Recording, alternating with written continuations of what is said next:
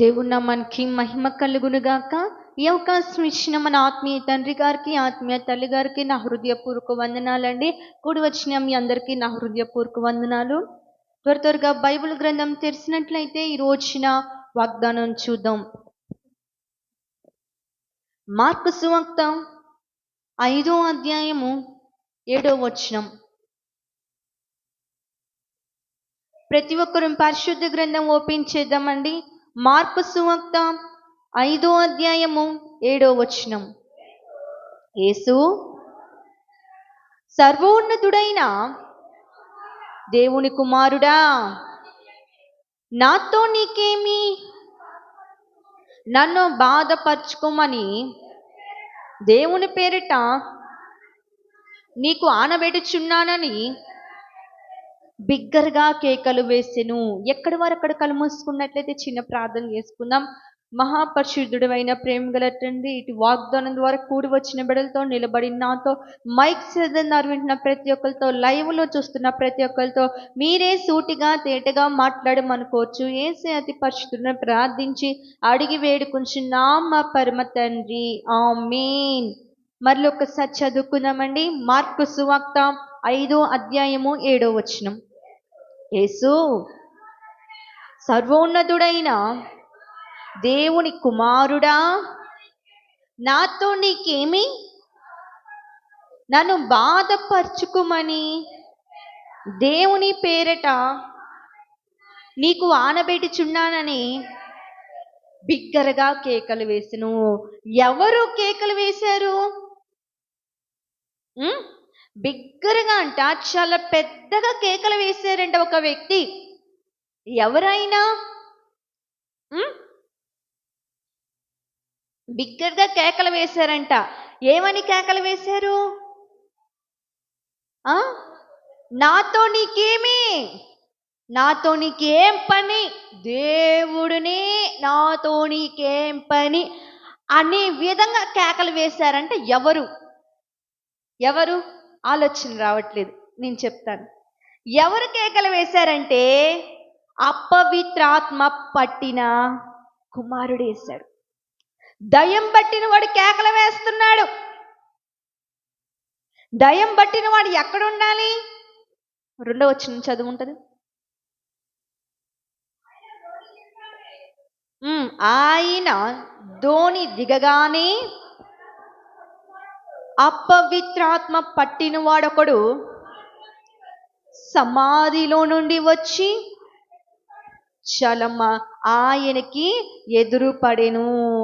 అపవిత్రాత్మ పట్టినవాడు, దయ్యం పట్టినవాడు. అపవిత్రాత్మ అంటే దయ్యం పట్టినవాడు ఎక్కడ ఉండాలి? దయ్యం పట్టినవాడు ఎక్కడ ఉండాలి? సమాధిలో ఉండాలి, ఇంట్లో ఉండాలి.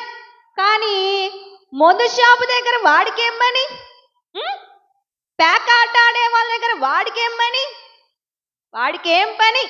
సినిమాలు చూస్తారే వాడి దగ్గర వాళ్ళకేం పని? ఎదురొచ్చాడంట. ఎవరికి? దేవుడికి ఎదురొచ్చాడు. ఎక్కడెక్కడకు తిరుగుతున్నాడు? లోకంలో తిరుగుతున్నాడు, లోకానుసారంగా తిరుగుతున్నాడు. ఇంట్లో ఉంటున్నాడా? సమాధుల్లో ఉంటున్నాడా? ఎక్కడ తిరుగుతున్నాడు? ఎక్కడ తిరుగుతున్నాడు? ఎక్కడ తిరుగుతున్నాడు? కోడి పందాలాడతారే ఆడు తిరుగుతున్నాడంట. అక్కడ తిరుగుతున్నాడంట. సోది చెప్తా ఉంటారే ఆడు తిరుగుతున్నాడంట. సీరియల్ గుంపుగా కూర్చొని చూస్తారే ఆడు తిరుగుతున్నాడంట. దయ్యం పట్టినోడు. ఈ రోజున దయ్యం పట్టినవాడు లోకానుసారంగా అన్ని చోట్ల, ఒక చోట నిలకడ ఉండిద్దా? ఒక చోట కూర్చోగలుగుతాడా? ఆ విధంగా ఇక్కడ ఒక అంగేస్తే ఆడొక ఇంకొక అంగేసేస్తున్నాడు. ఆ విధంగా అక్కడ ఇక్కడ ఇక్కడక్కడ లోకమందరితో ఫ్రెండ్షిప్ చేసి అందరితో రాజు పూసుకుంటూ తిరుగుతున్నాడు. కానీ ఎక్కడుండాలి? ఎక్కడుండాలి? దయ్యం పట్టినోడు సమాధిలో ఉండాలి. వాడికి భార్య బిడ్డలు ఉన్నారా? నా యొక్క ప్రశ్న, మీ యొక్క ఆన్సర్ చెప్పాలి. ఉన్నారా? భార్య బిడ్డలు ఉన్నారు. ఉన్నారా? ఉన్నారు. ఉన్నప్పుడు వాళ్ళ దగ్గర ఉండకుండా మందు షాపు దగ్గర వాడికేం పని? వాడికేం పని? పేకాట ఆడతాడే, వాళ్ళ దగ్గర ఏం పని? వాళ్ళ దగ్గర ఏం పని ఈ రోజున? అక్కడ వ్యభిచారం చేస్తున్నారే, వాడి దగ్గర వాడికి ఏం పని ఈ రోజున? దొంగతనం చేస్తున్నారే, అక్కడేం పని వాడికి? దయ్యం పట్టినోడికి అక్కడ ఏం పని ఈ రోజున? నిలకడ లేదు, మనసు కుదిరి లేదు. అక్కడేం చేస్తున్నారా, ఇక్కడేం చేస్తున్నారా? అబ్బో కనపడుతుంది పెద్ద కొండ, ఆడకెళ్తే రమ్యముగా ఉంటుంది ఆ ప్రదేశం, వెళ్ళి చూసి వద్దామని వెళ్తున్నాడు. ఈ రోజున ఆ దయ్యం పట్టిన వాడు కుదుడుక సమాధిలో ఉండకుండా లోకమంతా నాదే, ఈ మనుషులంతా నా వారే, నేను ఎక్కడికి వెళ్ళినా నాకు స్వాతంత్రం ఉంది అని ఎక్కడ కాబట్టి అక్కడికి వెళ్తున్నాడు. భార్య బిడ్డలు లేరా? ఉన్నారు. కుటుంబం లేదా? ఉంది. ఇల్లు లేదా? ఉంది. మరి ఏం పని? మరి ఏం పని? మరి ఏం పని? లేదు. నా ఇష్టం, నేను ఎక్కడికైనా వెళ్తా, ఏదైనా తాగుతా, ఏదైనా తింటా, ఏదైనా చేస్తా, నా ఇష్టం, నా ఇష్టం, నా ఇష్టం అంటున్నాడే వాడికి దయ్యం పట్టింది. అపవిత్రాత్మ దయ్యం పట్టిన వాడు అదే. నా ఇష్టం, నేను ఎక్కడికైనా వెళ్తా, వెళ్ళి కూర్చున్నాడు. ఏమైంది? ఆయన కంటబడ్డాడు, ఆయనకి ఎదురుబడ్డాడు. ఆయనకి ఎదురుబడి ఏం జరిగిందో తెలుసా? చూడు 5వ వచనం.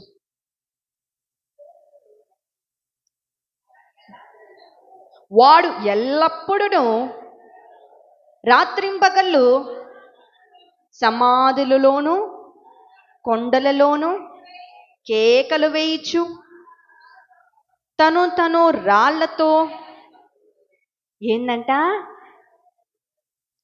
ఏం చేస్తాడంట? సమాధుల్లో ఒక గంట కూర్చుంటాడంట, బార్ షాప్ దగ్గర. పేకాట ఆడేవాడు కనపడుతున్నాడు నడుచుకుంటూ వెళ్ళేటప్పుడు. కొండల దగ్గర ఒక గంట కూర్చుంటాడంట. అటు నడుచుకుంటా వస్తుండగా కోడి పందాలు వేస్తున్నారు, ఒక్క అన్ని వేద్దామని వచ్చి చూస్తున్నాడంట. నిలకడ లేదు, మనసు కుదిడి లేదు, ఎక్కడ పడితే అక్కడ ఇంకా అటు ఇటు తిరుగుతాం కాక తనకు తానే గాయపరుచుకుంటాడంట. తనకు తానే ఇదైపోయేలాగా పొడుచుకుంటాడు. తనకు తానే పిచ్చి పిచ్చి ఆలోచనల చేత గాయపరుచుకుంటాడంట. గాయపరుచుకున్నాక ఎదురుగా వస్తున్నాడు ఒక ఆయన. కొండల్లో లోయల్లో బార్ షాపు దగ్గర తిరిగి తాగి ఫుల్లుగా వస్తుండగా ఒక ఆయన ఎదురుపడ్డాడు. ఆ మాట చదువు ఇప్పుడు నువ్వు. చదువు 6వ వచనం. వారు దూరము నుండి యేసును చూచి పరిగెత్తుకొని వచ్చి ఆయనకి నమస్కారము చేసెను. ఆయనకి నమస్కారం ఎందుకు చేశాడు? ఎందుకు చేశాడంటే ఒక దయ్యం పట్టిన పిల్లవాడికి అర్థమైంది. ఏమని? 7వ వచనం. యేసు చాలమ్మా, ఆయన ఎలాంటి వాడంట? సర్వోన్నతుడైన దేవుని కుమారుడని దయ్యం పట్టిన వాడికి అర్థమైంది. ఇక నీకు అర్థమవుతుందా? ఆయన శక్తివంతుడని, ఆయన అద్భుతాలు చేయవాడని, ఆయన పట్ల కార్యం చేయవాడని, సర్వోన్నతుడైన కుమారుడని నీకు అర్థమవుతుందా? ఈరోజు నీకు అర్థమవుతుందా? నీ పట్ల చేస్తాడు. ఆయన ఏదైనా చేయగల దేవుడు. ఆయన మాట వింటే నాలో ఉన్న దయ్యం పారిపోయిద్దని ఆ దయ్యం పట్టిన వాడికి అర్థమైంది. ఆయన గొప్ప దేవుడు, ఆయన లోకములన్నిటిని సృష్టించిన వాడు. ఎట్ట తాకిన వెంటనే నాలో ఉన్న దయ్యం పారిపోయింది. ఆయన కళ్ళ ఎదురు పడగానే ఎక్కడున్నాడంట? దూరంగా ఉన్నప్పుడే కనుక్కున్నాడు. ఆయన అమ్మో దేవుని కుమారుడు వచ్చేస్తున్నాడు రా బాబోయ్, ఇంక నన్ను పరిగెత్తిస్తాడు. అర్థమైపోయింది. నీకు అర్థమవుతుందమ్మా? నీకు అర్థమవుతుందా? దేవుడికి దగ్గరగా ఉన్నావుగా, నీకు అర్థమవుతుందా ఈ రోజున ఆయన గొప్ప దేవుడని? గొప్ప దేవుడు, శక్తిమంతుడు, ఆశ్చర్యాలు చేయవాడు, నీ పట్ల కార్యం సఫలపరచువాడు, ఏదైనా చేయగలవాడని నీకు అర్థమవుతుందా? ఒక దయ్యం పట్టిన కుమారుడికి అర్థమవుతుంది ఆయన గొప్ప దేవుడని. ఆయన మాట వింటే నేను గజగజ తన్నుకుంటానని వాడికి అర్థమవుతుంది. నీకు అర్థమవుతుందా ఈ రోజున? నీ ఆలోచన ఏ విధముగా ఉంది? ఆయన ఏదైనా చేస్తాడని ఉందా? మాట తప్పుతాడని ఉందా నీకు ఈ రోజున? ఆయన ఎదురుపడగా సర్వోన్నత కుమారుడు నాకు ఎదురుపడ్డాడు. పడ్డాకేమంటున్నాడు? చదువు అన్నమాట. చాలమ్మా, ఒక్కసారి చెప్తారన్నమాట అందరూ. ఏంటి దేవుడికి ఆ మాట చెప్పే అంత అర్హుడమా మేము? ఆయన అర్హుడంట. దయ్యం పట్టిన కుమారుడు ఏమని? నాతో నీకేం పనయ్యా, దారిన వస్తున్నావు, నీ దారి నువ్వు పోక నాతో నీకేం పని?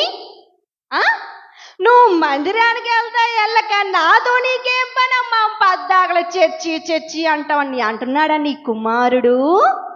అంటున్నాడా నీ భర్త? నాతో నీకేం పని? నాతో నీకేం అవసరం?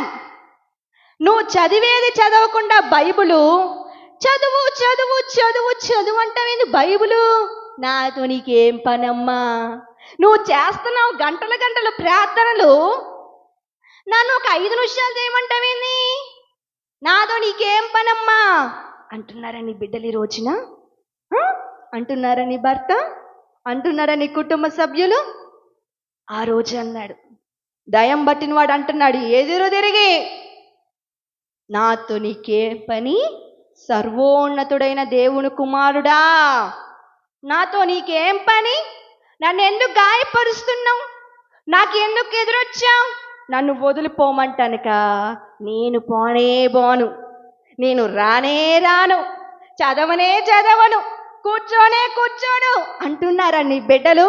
దయ్యం పట్టేసింది, దయ్యం పట్టేసింది ఫుల్గా. ఈ రోజున ఏందిరా టైం ఎంత అయింది? 12 అయింది. 1 అయింది లాడ 12 అయింది. నీకేం అవసరం రా ఫోన్ నొక్కడం? ఏం చేస్తున్నావు ఫోన్లో? ఏం టైపింగ్ చేస్తున్నావు? ఈ టైం వరకు ఫోన్ అవసరమా? నాతో నీకేం పనమ్మా? నా ఫోను నా ఇష్టం, నేను నొక్కుతా, మాట్లాడతా, ఏదైనా చేస్తా. నాతో నీకేం పనమ్మా? ఫోన్ పిచ్చి పడిందని బిడ్డల కోసం ప్రార్థన చేస్తుంటే పద్దాక నీ ప్రార్థన నీ గురించి చేసుకోక, ఆ సేవకుడు గురించి చేయక, నా ఫోన్ పిచ్చి పట్టిందని నా ఫోన్ గురించి నా గురించి చేస్తున్నావేంది? నాతో నీకేం పని అంటున్నారా నీ బిడ్డలు ఈ రోజున? నాతో నీకేం పని? నాతో నీకేం అవసరం? వెళ్ళేది వెళ్ళక నన్ను రమ్మంటావేంది? వెళ్ళేది వెళ్ళక నువ్వు నన్ను రమ్మంటావేంది? పరిచర్య నువ్వు చేసేది చేయక నన్ను చేయమంటావేంది? నా క్యాస్ట్ ఏంటి, నేనేంటి, నా స్టేటస్ ఏంటి, నన్ను చేయమంటావేంది? ఈ రోజున అంటున్నారా? ఈరోజు అంటున్నారా నీ బిడ్డలు? అంటున్నాడు దయ్యం పట్టిన వాడు అంటున్నాడు, నాతో నీకేం పని? నాతో నీకేం పని? ఒరే తాగమాకురా, ఆరోగ్యం పాడైద్దిరా, భార్య బిడ్డలున్నారా, చూసుకోరా నీ ఆరోగ్యం. నాతో నీకేం పని? ఏంది నువ్వు నాకు చెప్పొచ్చేస్తున్నావు? నాకు తెలుసులే నా గురించి, నాకు తెలుసులే నా ఆరోగ్యం గురించి అంటున్నాడా నీ కుమారుడు? మాకు తెలుసులే మేమేం చేయాలో. ఒరే వద్దురా బెట్టింగులు, మనకెందుకురా, నష్టపోతాంరా వద్దురా అంటే. నాతో నీకేం పనమ్మా అంటున్నాడా నీ కుమారుడు? అంటున్నాడు. ఈ రోజున దయ్యం పట్టిన వాడు అంటున్నాడు ఎవరిని? నిన్ను నీ బిడ్డలంటే సర్వోన్నతుడైన దేవుడిని అంటున్నాడు. నాతో నీకేం దయ్యా, నాతో నీకేం పని? నాకెదురుగా వచ్చావు, నాతో నీకేం పని?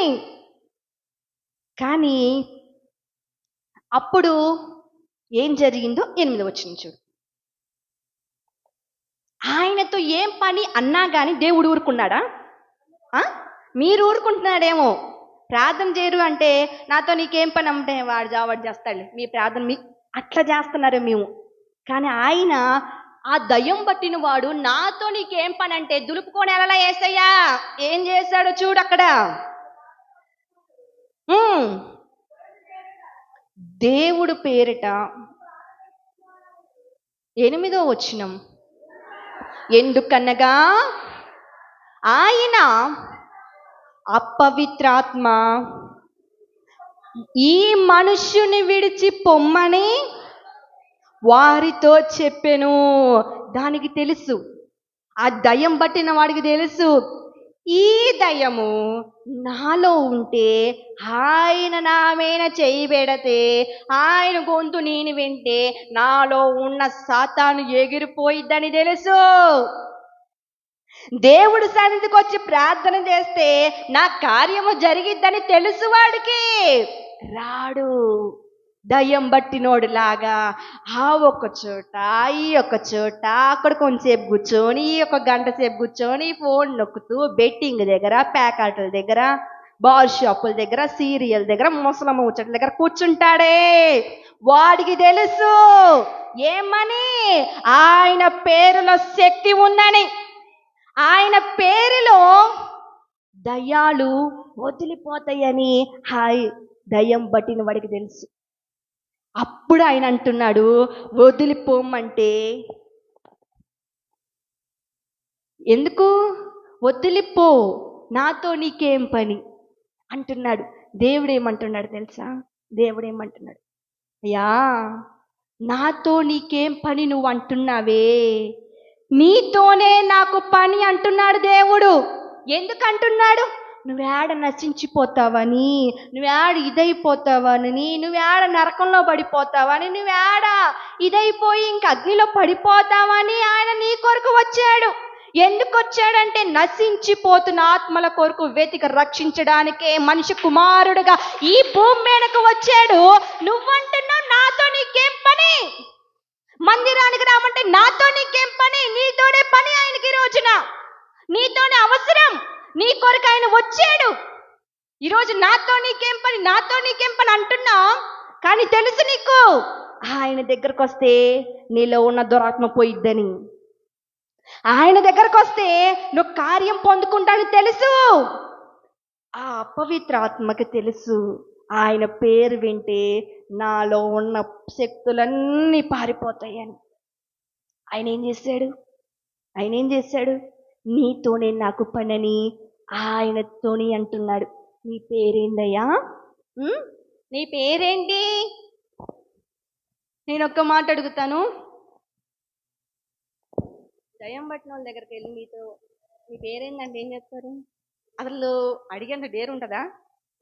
ఆయన శక్తిమంతుడు గాక, ఆయన సర్వోన్నతుడైన కుమారుడు గనుక, ఆయనకు డేరుంది గనుక ఆయన అడుగుతున్నాడు ఏమని, అసలు నీ పేరేంది? నీ పేరేంటి? అయ్యా నా పేరు ఏం పేరు? సేనా.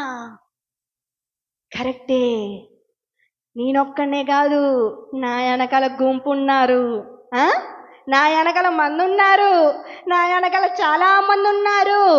ఒక్కళ్ళు కాదంట, ఆయన వెనకాల చాలా చాలా మంది ఉన్నారంట.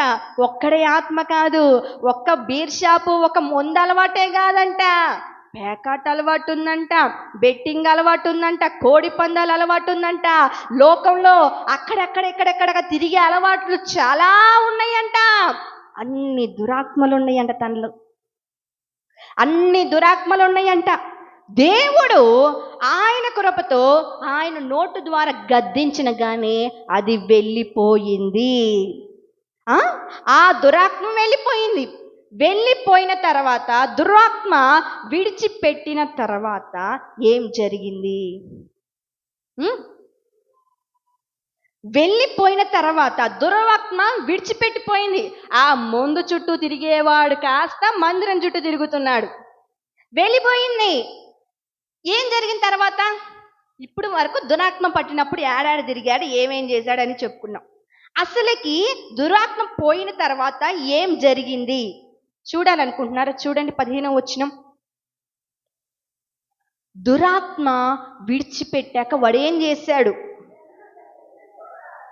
జనులు జరిగినది చూడక యేసు యొద్దకు వచ్చి సేనాను దయము పట్టినవాడు బట్టలు ధరించుకొని చదువు.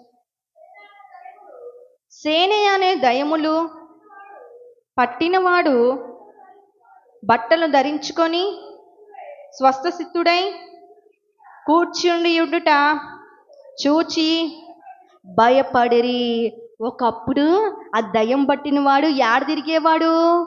బార్ షాపుల చుట్టూ తిరిగేవాడు. ఆ దయ్యం పట్టినవాడు యాడ కూర్చునేవాడు? ముసలమ్మ ముచ్చటల దగ్గర కూర్చునేవాడు. ఆ దయ్యం పట్టినవాడు యాడ కూర్చునేవాడు? బెట్టింగ్ కాసేవాడి దగ్గర కూర్చునేవాడు. ఆ దయ్యము విడిచిపెట్టిన తర్వాత వాడిని చూసి జనమంతా భయపడుతున్నారంట. దురాత్మ పట్టినప్పుడే భయపడితే దురాత్మ విడిచిపెట్టాక భయపడుతున్నాడంట. ఎందుకు భయపడుతున్నారు? ఎందుకు భయపడుతున్నారు? అప్పుడు బట్టలున్నాయా? లేవు. అప్పుడు ఎలా ఉన్నాడు? హీన స్థితిలో ఉన్నాడు. అందరు చూసి భయపడే స్థితిలో ఉన్నారు. కానీ ఇప్పుడు మంచి వస్త్రములు కట్టుకొని పద్ధతిగా కూర్చొని ఉన్నాడంట. ఆ వ్యక్తిని చూసి అందరు భయపడుతున్నారు. ఆ వ్యక్తిని చూసి అందరూ భయపడుతున్నాడు. ఒకప్పుడు లోకంలో తిరిగేవాడు, ఒకప్పుడు అక్కడ కూర్చునేవాడు. దయ్యం విడిచిపెట్టాక దేవుడి సన్నిధిలో ఎదుగుతున్నాడు.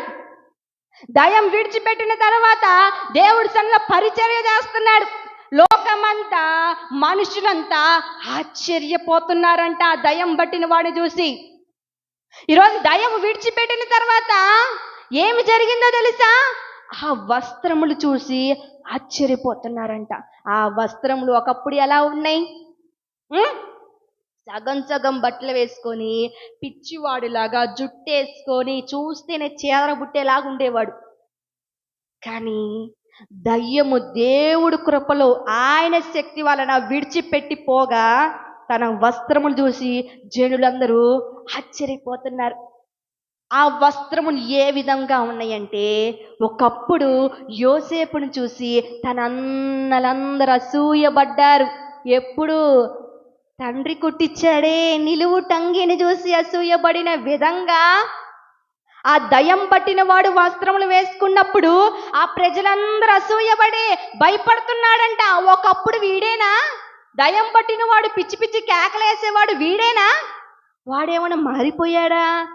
వీడేనా వాడు కదా అని అందరూ ఆశ్చర్యపోతున్నాడంట. అందరూ ఆశ్చర్యపోతున్నాడు. ఎవరిని చూసి? ఎవరిని చూసి? ఎవరిని చూసి? ఒకప్పుడు బార్ షాప్ దగ్గర కూర్చున్నాడే, ఒకప్పుడు లోకానుసారంగా తిరిగాడే, ఒకప్పుడు పిచ్చి పిచ్చి బట్టలు వేసుకొని అక్కడక్కడ తిరిగి కాగితాలు ఏరుకుంటూ అందరు పెద్ద పెద్ద పెద్ద కేకలు వేస్తూ తిరిగాడే, వాణ్ణి చూసి అందరూ అసూయపడుతున్నాడు. ఓరి ఎంత మంచి వస్త్రాలు ఏంది, ఇట్లా తిరగడం ఏంది, దేవుడి సన్నిధికి రావడం ఏంది, పరిచర్య చేయడం ఏంది? అందరూ ఆశ్చర్యపోతున్నారు. అందరూ ఆశ్చర్యపోతున్నారు. కానీ ఆశ్చర్యపోయాక దేవుడు తనకు చేసింది ఏం చేశాడు? దేవుడు తనకేం చేశాడు? దేవుడు తనకేం చేశాడు? ఎన్నో సంవత్సరాల నుంచి దయ్యం పడితే దేవుడు స్వస్థపరిచాడు. తనేం పొందుకున్నాడు? తనేం పొందుకున్నాడు? దేవుడు దగ్గర మేలు పొందుకొని ఏం చేశాడు? దేవుడు దగ్గర మేలు పొందుకొని నువ్వెలా ఉంటున్నావు?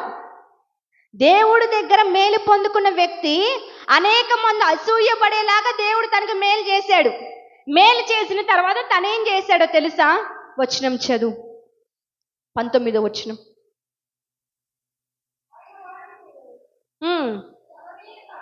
18వ వచనం. ఆయన దోణి ఎక్కినప్పుడు ఆయన యొద్దకు ఉండనిమ్మని ఆయనను బ్రతిమిలాడుకొనెను. ఎవరండి? దయ్యం పట్టిన వాడు దేవుణ్ణి బ్రతిమిలాడుతున్నాడంట. దయ్యం పట్టిన వాడు దేవుని బ్రతిమిలాడుతున్నాడు. ఒకప్పుడు ఏమన్నాడు? దురాత్మ ఉన్నప్పుడు నాతో నీకేం పనయ్యా అన్నాడు. కానీ ఇప్పుడు బ్రతిమలాడుతున్నాడు. ఎందుకు బ్రతిమలాడుతున్నాడు? ఇంతమంది శిష్యులు ఉన్నారు కదయ్యా, ఇంతమంది శిష్యులు నన్ను కూడా ఒక్క శిష్యునిగా చేసుకోవా? నీ అంబటి నేను తిరుగుతానయ్యా, నీతో పరిచర్య చేస్తానయ్యా, నీ సన్నిధి నుంచి భాగ్యం నాకు ఇయ్యయ్యా అని బ్రతిమిలాడుతున్నాడు. దేవుడి దగ్గరకు వచ్చి ఒకప్పుడు ఇష్టం వచ్చినట్టు జీవించాడు. కానీ ఇప్పుడు అపవిత్రాత్మ పోయిన వెంటనే దేవుడి దగ్గరకు వచ్చి బ్రతిమిలాడుతున్నాడు. అయ్యా, నీ సన్నిధిలో గడుపుతానయ్యా, నీతో కలిసి నేను తిరుగుతానయ్యా, నీ దగ్గరే ఉంటానయ్యా, నా దగ్గర నువ్వు ఉండయ్యా, నాతో పాటు నీవు ఉండయ్యా అని బ్రతిమిలాడుతున్నాడు. దేవుడేమన్నాడు?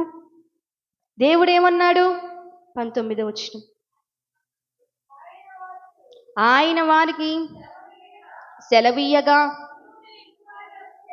నీవు నీ ఇంటి వారి యొద్దకు వెళ్ళి ప్రభువు నీ యందు కనికరపడి నీకు చేసిన కార్యములన్నిటినీ వారికి తెలియజేయము. వాడు వెళ్ళి యేసు తనకు చేసినవన్నీ ప్రకటింప అందరూ ఆశ్చర్యపడరి. ఏం చేశాడు? దేవుడి దగ్గర మేలు పొందుకున్నాక సుఖంగా తన భార్య బిడ్డలతో ఉంటున్నాడా? ఒకప్పుడు తిరిగాంగా, ఇప్పుడు చక్కగా దేవుడి సన్నిధిలో ఉన్నాడు. ఏం చేశాడు?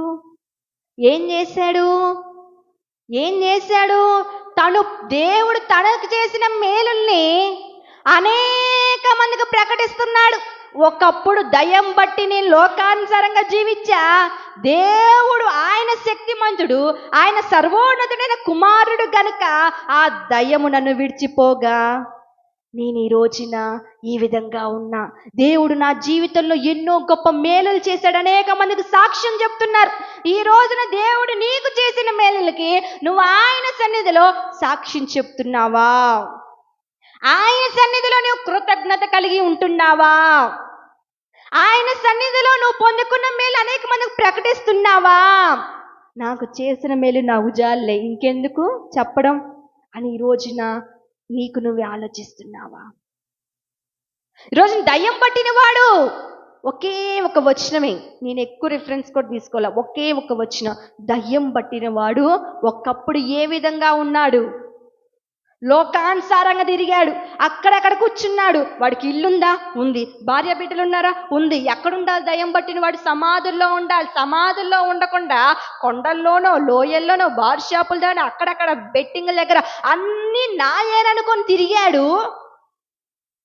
విడిచిపెట్టిన పోగా దేవుడు హద్దుకొని బ్రతుకుతున్నాడు. అనేక మందికి సాక్ష్యం చెప్తున్నాడు దేవుడు చేసిన మేలు. ఈ రోజున నువ్వు ఎలా ఉంటున్నావు? నువ్వు ఆయన సన్నిధిలో పొందుకున్న మేలు దేవుడి సన్నిధిలో అనేక మందికి ప్రకటిస్తున్నావా? నీకు ఇరుగు పొరుగు వాళ్ళకి అనేక మందికి చెబుతున్నావా? నీ ఇష్టం వచ్చినట్టు నువ్వు పొందుకున్న మేలు నీ దగ్గరే దాచిపెట్టుకుంటున్నావా? నువ్వు పొందుకున్న మేలు నీ దగ్గరే ఉంచుకుంటున్నావా? అనేక మందికి ప్రకటిస్తున్నావా? దయ్యం పట్టిన వాడు ఏం చేశాడు? అనేక మందికి చెప్పినప్పుడు అనేక మంది ఏం చూశారు? వినపడట్లా. ఆశ్చర్యపడే అంత కార్యము దేవుడు నీకు చేసినప్పుడు నువ్వు ఎందుకు నోరు విప్పి చెప్పలేకపోతున్నావు? ఆయన ఏమైనా వాక్యం చెప్పమంటున్నాడా? మాకు చదువు రాదు అంటే పాటలు పాడమంటున్నాడా? ఏం చెప్పమంటున్నాడమ్మా? ఏం చెప్పమంటున్నాడు? ఒకప్పుడు నువ్వు ఎలా ఉన్నావు, ఇప్పుడు ఎలా ఉన్నావు?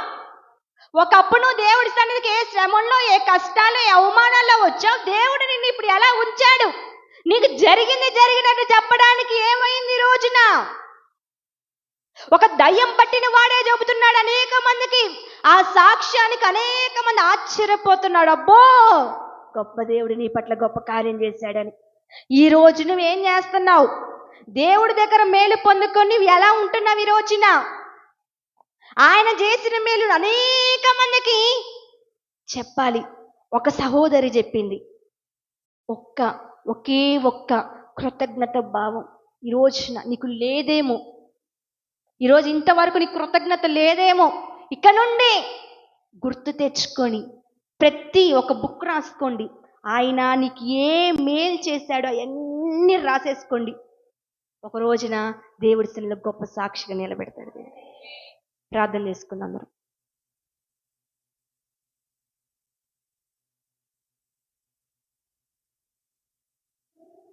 అందరూ మోకరించినట్లయితే ప్రార్థన చేసుకుందామండి.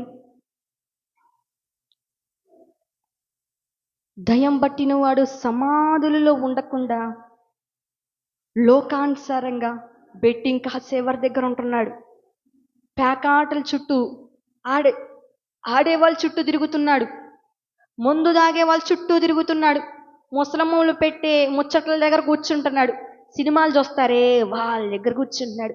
సీరియల్ ఒక్కడి తర్వాత వరుసగా చూస్తారే వాడి దగ్గర కూర్చుంటున్నాడు. దయ్యం పట్టినోడు మరి ఈ రోజున నీ కుమారుడిని రారా మందిరానికి, ఇంకెంతకాలం ఉంటావురా?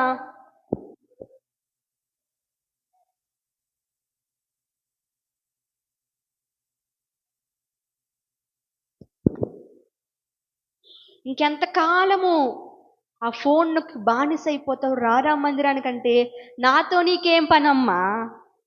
ఆ ముందు ఆపురా, తాగమాకురా, భార్య బిడ్డలున్నారా, ఏదన్నా అయిపోతావురంటే నాతో నీకేం పనమ్మా? ఆ రోజున నాతో నీకేం పని అన్నాడు సర్వోన్నతుడైన దేవుణ్ణి దయ్యం పట్టినవాడు. అయినా దేవుడు తన యందు కనికరం చూపించి, నీతోనే నాకు పని, నశించిపోతున్న నీ కొరకమే నేను వచ్చాను. దేవుడు మాట్లాడుతున్నాడు. ఈ రోజున దయ్యం పట్టినవాడు తన కులం మార్చుకోలా, తన మతం మార్చుకోలా, తన బ్రతుకును మార్చుకున్నాడు. ఈ రోజున తన పరిస్థితి మారిపోయింది. ఒకప్పుడు అక్కడక్కడ తిరిగేవాడు, కానీ ఇప్పుడు దేవుడితో తిరుగుతున్నాడు. ఎంత గొప్ప ఆశ్చర్యం! జనులందరూ ఆశ్చర్యపోతున్నాడు తన సాక్ష్యానికి.